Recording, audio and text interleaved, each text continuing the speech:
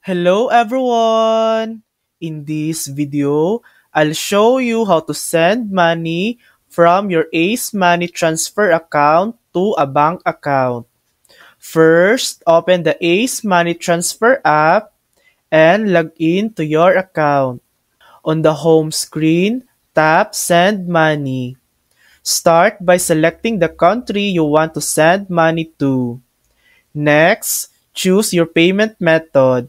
This can be a debit card, credit card, or bank account.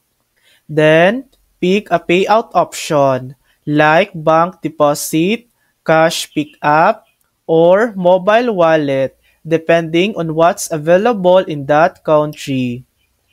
Enter the amount you want to send and you'll see the exchange rate and total cost right away.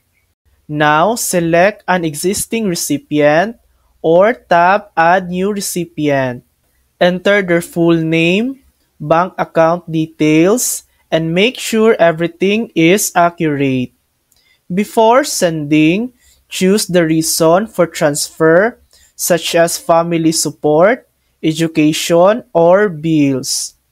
Finally, review all details and tap Confirm to send. And that's it. Your money is now on its way quickly and securely with Ace Money Transfer.